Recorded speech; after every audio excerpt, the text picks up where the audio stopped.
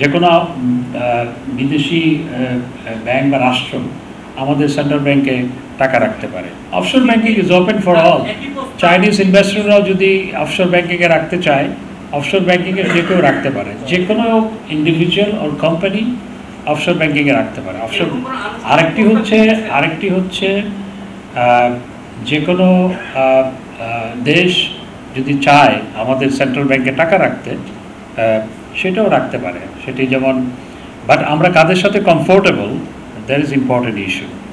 তো যে কোনো বিদেশি ব্যাংক বা রাষ্ট্র আমাদের সেন্ট্রাল ব্যাংকে টাকা রাখতে পারে, এবং যেমন আমেরিকার সেন্ট্রাল ব্যাংকে অনেকে টাকা রাখে, এবং অনেক দেশের সেন্ট্রাল ব্যাংকে টাকা রাখে, অন্যান্য দেশ টাকা রাখে, তো আমাদের সেন্ট্রাল ব্যাংকও সেরকম টাকা রাখতে পারে।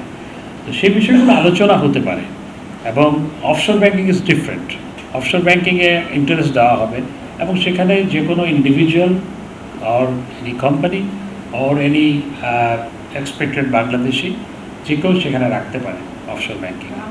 দেখুন, চাইনিজ কমিউনিস্ট পার্টির সাথে বাংলাদেশ আওয়ামী লীগের যে এমওইউ রিনিউয়ালের কথা রয়েছে, সেটি এই সফরে না হয়ে পরবর্তীতে বাংলাদেশ আওয়ামী লীগের একটি উচ্চ পর্যায়ের প্রতিনিধি দল হেডেড বাই প্রেসিডিয়াম মেম্বার চায়নাতে যাবে। সেখানে সেই সময় সেটি হওয়ার সম্ভাবনাই বেশি। All time Roma. Taste it, love it.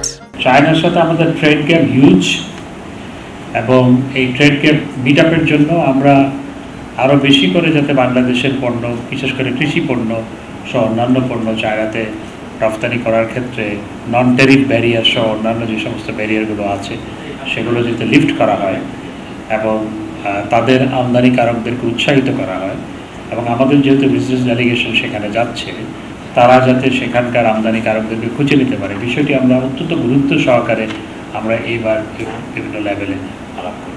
দেখুন, চায়নার সাথে আমাদের অত্যন্ত ঘনিষ্ঠ সম্পর্ক, সেটি নিবিড় না কম নিবিড় সেটা দিয়ে তো আমি বলতে চাই না।